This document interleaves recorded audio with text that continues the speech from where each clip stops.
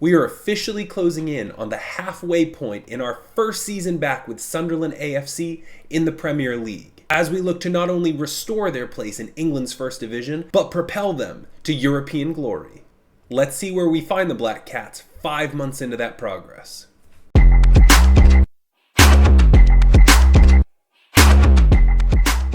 As you can see, I did not bring you back for the Brighton game. I ended up choosing to bring you back for Aston Villa because when the Brighton game came up, Aston Villa was actually ahead of them on the table.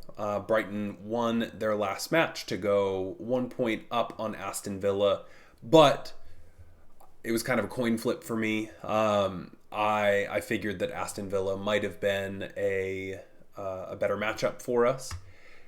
And boy, was... I don't know if Football Manager heard me or what, but we ended up playing probably the worst game that we have had all season. I mean, you can see some of the ratings we had here. Our star goalkeeper, Razvan Sava, a 6-1. Simon Adingra, a 6-1. Luke O'Nine, a 6-3. I mean, it was rough. Broja scored, so yay. We got a goal out of him, but it was only Evan freaking Ferguson scoring 2 goals to beat us single-handedly. And we all know, we've been playing this game long enough. We know how good he can be. Brighton just have this weird, maybe we play him, maybe we don't, maybe he develops, maybe he doesn't. I mean, I've seen so many saves where he gets loaned out or sold for just pennies on the dollar. And then I've seen just as many saves where he becomes an absolute world beater and scores 400 goals. So, I don't know. I guess this might just be a save where they use him and he's really good and it makes me sad. My hope is that we can go to Aston Villa and do a little tiny bit better, for my sanity. I'm going to stick with much of the same lineup. Sava's going to be in goal. Reinildo will be back at left back. He was serving a 1-game suspension during the Brighton game, so... maybe that was the reason. Ben Mee and Dan Ballard stay in the center. I'm going to bring Pembele back because Barinaga, outside of those first 2 or 3 games when Adingra was really finding himself, I just have not seen very much from him. So Pembele is going to be back. Luke O'Nine and Dan Neal unchanged in the midfield. Adingra, Lafi, Diallo unchanged in the attack with Broja at the 9. My hope is that we can show up a little bit better on camera than we would have had I put Brighton on film.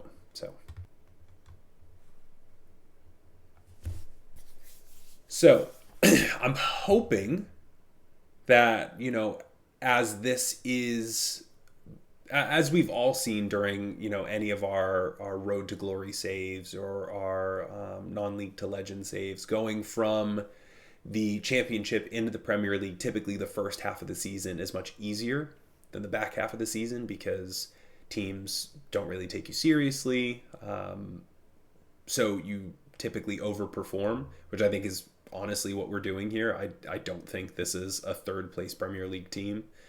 The hope is that we can continue to beat enough of the bottom feeders of the Premier League, the ones that we should be beating or the ones that we're kind of equal to, and beat enough of them to kind of make a difference and boost us at least close to Europe, if not a little bit over. The board did end up giving us, I think, an extra $40 million to go into the transfer period. That was poor, right off of Ahmad's back. But the board's given us some money. I know I had been asking for some toward the end of the video, episode 2. So that was nice to see that I was rewarded, though they, couldn't hear me. So I've been doing a little bit of scouting. I'm still having issues with my scouts and my general manager in terms of suggesting people. So I'm going to continue to kind of try and work around that and sign some good players that can help us see out the Premier League campaign in spite of some of the Sunderland staff members. We'll definitely be doing a refresh once a lot of those. Luke Okay. Once a lot of those contracts run down at the end of the season, I think there are a lot of spaces that we can upgrade in, particularly around youth development and scouting. So this has been a pretty boring game. I mean, what is that? The first, second highlight that we've had all game. There have been 4 shots, 1 on goal between Aston Villa and us. I'm hoping that we continue to be on top in terms of the statistics.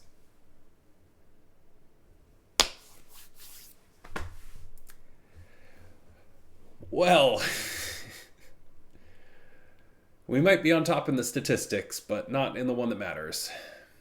We are now down 1-0 thanks to John McGinn driving across the box and frickin' hitting Ben Mee and deflecting into Sava's right hand. God, that's frustrating. And this is exactly how that Brighton game went too, where it was just like a couple of just terrible touches and we just weren't doing anything with our lives. Just noticing here, Aston Villa playing with a 4-2-4. Okay. I typically use that as a lower league. A lower league. Oh, come on.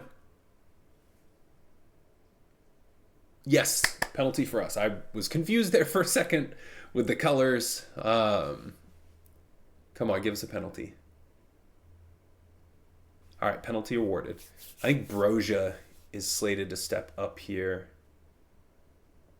I think that's a 29. All right, Broja steps up. Bury it. Yes. Right past Emi Martinez. Armando Broja, 7th goal of the season. At least y'all got to see him score on film, which is nice. That has not happened, I think, at all this season.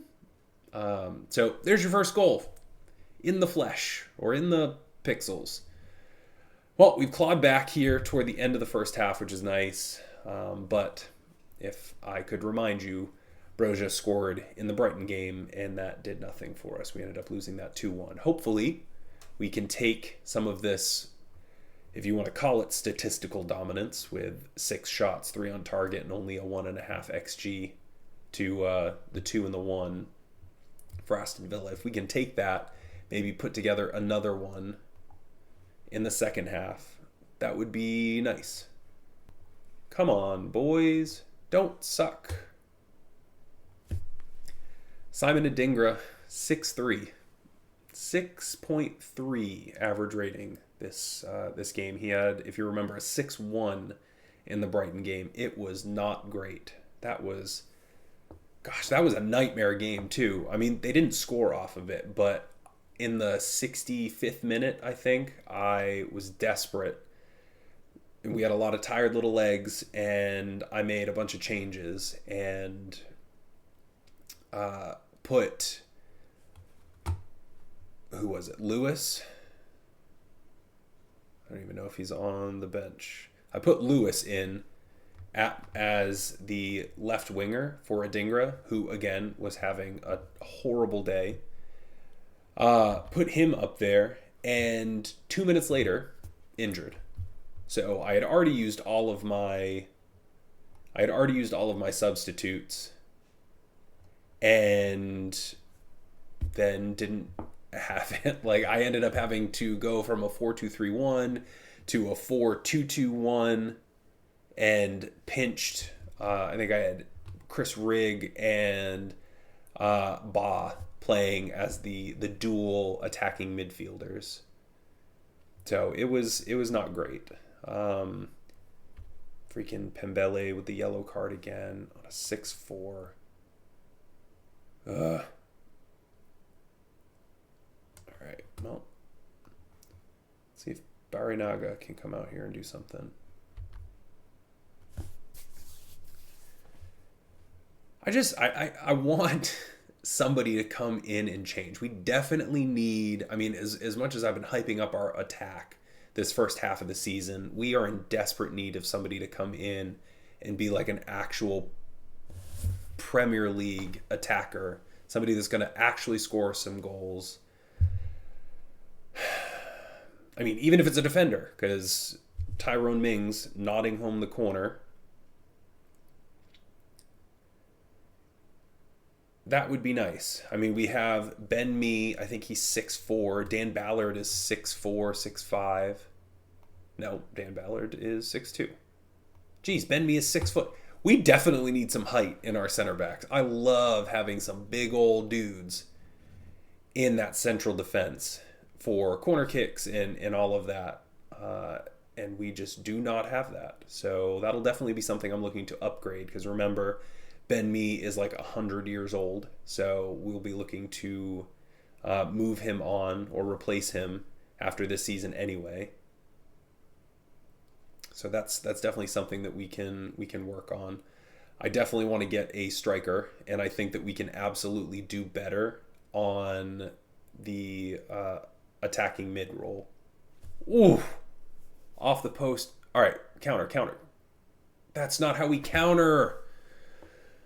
Ugh, this is so frustrating. They have half an expected goal, and they've got two. 2 shots on target, both of them scored. We have 5 on target with almost a 2 expected goal, and we have done nothing with it. Golly, that's frustrating. Enzo Lafie has been not great at all. Dan Neal has been actually pretty good. All right, let's see if Trey... I keep trying to fit Habib in there, but Dan Neal has been, one of the best players on the field for most of the games, sitting there in that defensive role. I love how they're all upset.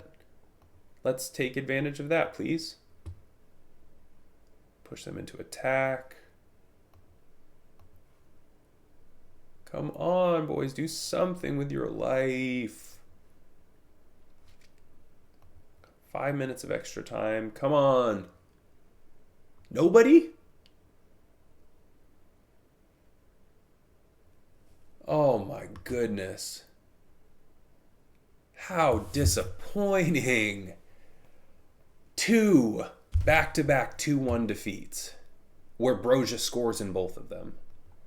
Oh, that is frustrating. Unlucky, but also I'm kind of pissed. I don't know how, but we have lost 2 straight and we still sit in 3rd place. So I guess that speaks to how good that little stretch of games for us earlier in the first half of the season has been. It's always nice to be able to play, the smaller bottom feeder teams to get yourself back on track. Our 4-1 away victory against Tottenham and our 3-1 home victory against Fulham helped us reset. Armando Broja, 2 goals in the Fulham game. Broja, a goal in the Tottenham game. So, promise you, we can win when he scores. He is now riding a 4-match goal-scoring record, and we'll hope that he can take some of that goal-scoring form and sprinkle some good juju on us as we head to Anfield to face Liverpool, who are currently sitting 4th in the table. We are 2nd.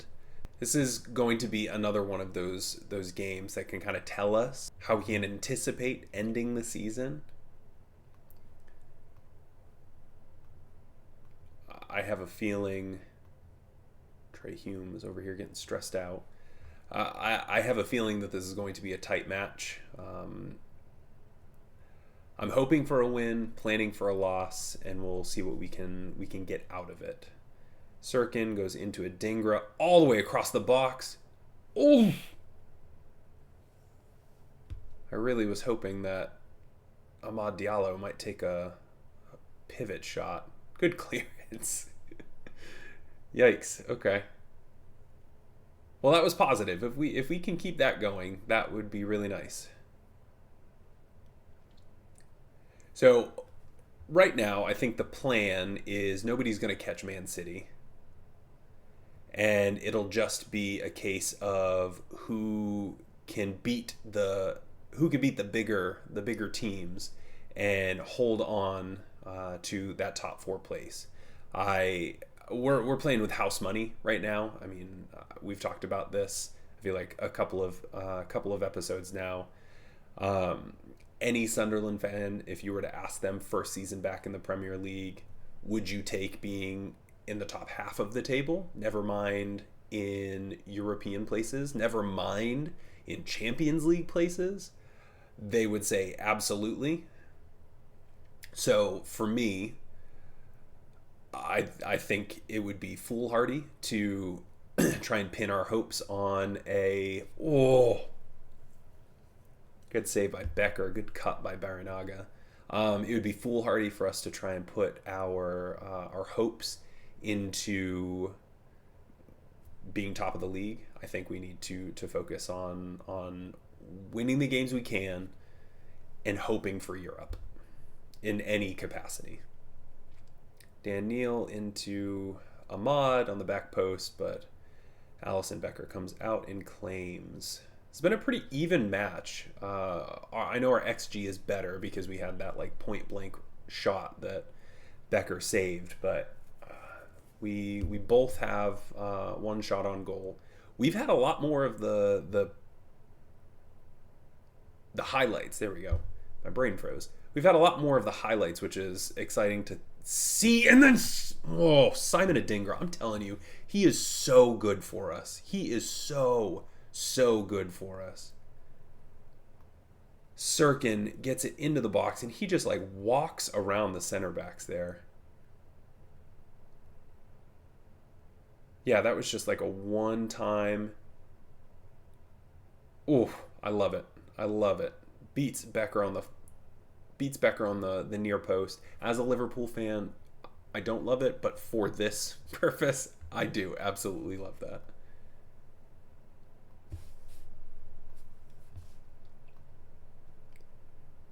Again, another highlight for us. I like this. Dan Neal has been playing really well. He's going to take a pop. Ooh.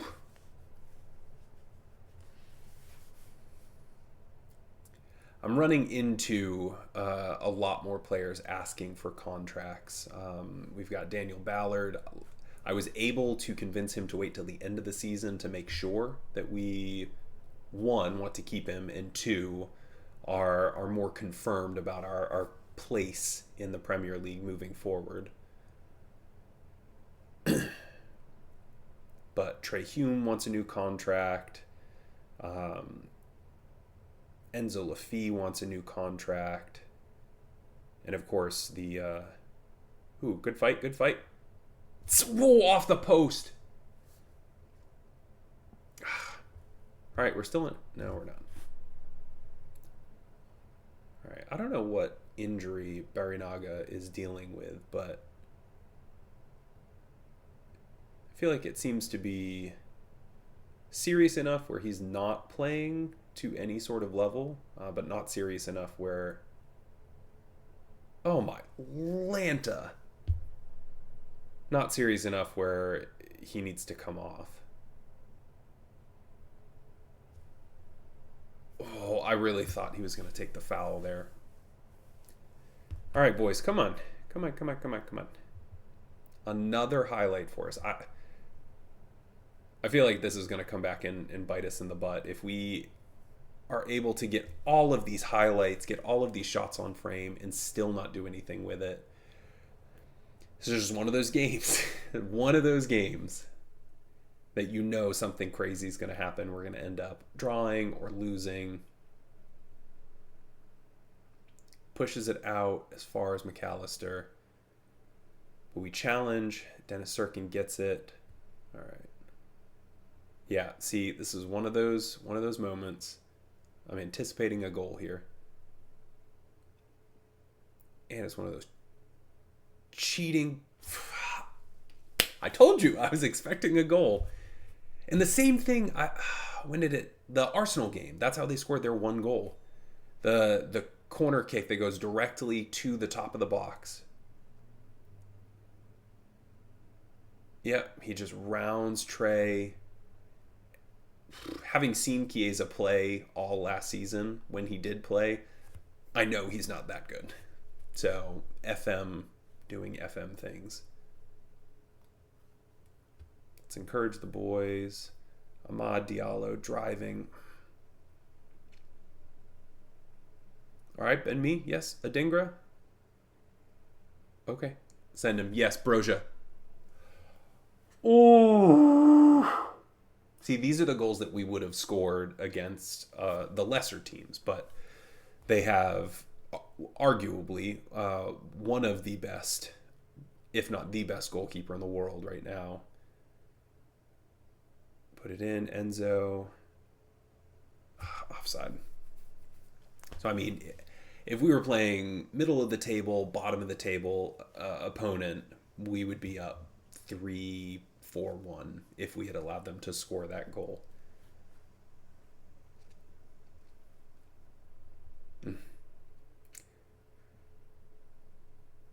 All right, well, I think... I mean, we've played so well. We have an XG of 2.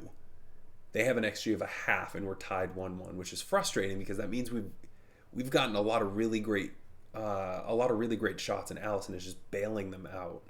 Adingra, best player on the field, drives it up.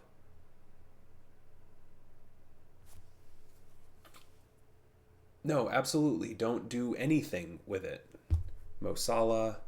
Yeah, he just turns Ben Mee inside out. Oh, great save, Sava. Great save. See, that was one of those moments where you're just like, we didn't take our opportunities. And then they put one ball over the box, or one ball over the back to Salah. He runs onto it and just turns our defender inside out. And then they do silly things. Trey Hume is still apprehensive. I wonder if He's played really well. I wonder if I take him off at halftime. He is on a yellow card. Maybe I will take him off. Let's put Luke 09 back in there. Actually, let's take a look at Barinaga. And he's hampered by injury, but he's sitting on a 7. I might leave him in there for a little bit longer. Soboslai's coming on. Curtis Jones for Endo and McAllister. That must be nice. Well, that means that they would have had Endo at this defensive mid. They were playing McAllister at the attacking mid. Interesting. I usually play him either in a midfield 3 in more of the facilitator role or as a one of the double pivots. Soboslai into Salah. It's just crazy, like, reading all of these huge names. And then we've got Dan Ballard and Ben Mee and Dennis Sirkin. Yeah, into the box. Yep. Oh! Did Darwin Nunez do Darwin Nunez things? If you know, you know. Come on. Yes! Oh, you can always count on Darwin to be offside. I'm so excited to see him move his little, now non-existent man bun out to Al Hilal and be able to get, I think, upwards of 65, 70 million for him. I am impressed with that sort of wheeling and dealing by the Liverpool group. All right, our front line has been trash. Chris Rigg can come in. Diallo has just not been great. Bach can come in. That's 3. I think now's the time that Barinaga can be changed.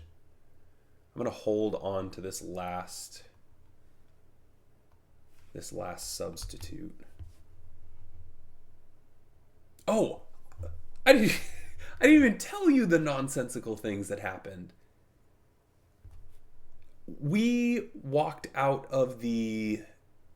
Ooh, actually, I'm not entirely certain it happened in this save. I'm concurrently playing this Sunderland Till I Die save on tape, and then I have my own personal Pentagon challenge, and I typically play them kind of back and forth. I'll film for this one or play the in-betweeny bits for this one, and then I'll hop on to the Pentagon save, where I'm just crushing in Japan right now. So, your guy. So let's end this game, and then I can really just kind of share the story with you. Oh man, see, this is another one of those. Yep, that is wild. Two of the exact same corner kicks have undone us. Holy crap. I told you, I have it on film. I have the proof. I told you this was what was going to happen. We did not take our opportunities. And it's coming back to bite us in the butt. We have 8 shots on goal. 8 shots on goal. No, that's them. Oh my God. That's them. We have 5 shots on goal, but we have a 2.18 XG. And we only have the one. Oh, golly. All right. Well, let's attack. Distribute quickly.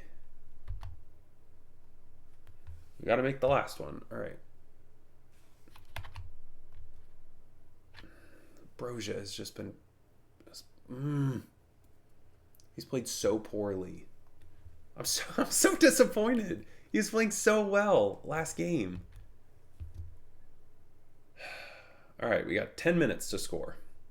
God, I told you this was going to happen. Dang, man, and that puts them above us on the table, and they have 2 games in hand. So you can look at the table here. I mean, Man City is on their undefeated run right now. 17 wins, 2 draws. I mean, they're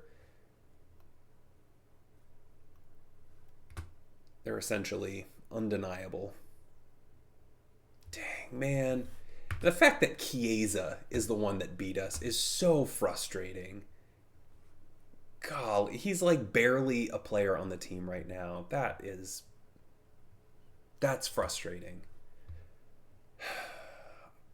I mean, I guess we can still take solace in the fact that we're above United, and we are currently ending the episode guaranteed a Champions League place. So maybe we can change the rules and the season ends today, and then we get in the Champions League, and it'll be great. All right, well, the next episode, I'm going to come back. I don't even know if it's going to be worthwhile to come back to play City because they're so far ahead. I think maybe coming back and playing the Arsenal United back-to-back right here is going to be where the money is. We've got 9 days in between Arsenal and United. They're both away, which is not fun. But I mean, we drew with United at home earlier in the season, and then we had that win against Arsenal at home earlier in the season. So I guess the plan is to play Everton and Man City, those league games, off screen. I think Man City is too far ahead for it to really matter. Obviously, a win would be great, and I'll be more than happy to share that with you. But we're going to come back for the Arsenal game, FA Cup 3rd round. It is away, so we're going to get some money for it, which is great. But money's not really an issue for us right now because we have mucho dinero, and it's only meant to go up. So I'll bring you back for Arsenal and United, and yeah, we'll see if we can turn this weird run of form around. All right. So if you liked that episode, I would love for you to like and subscribe and tune in for not only the next episode and the future ones, but also go back and look at the back catalog and maybe start the series from the start so that you can catch up on all the wheelings and dealings and ways that I have put the Sunderland A.F.C. all the way up into Champions League football before the turnover in the new year. I'll see you around.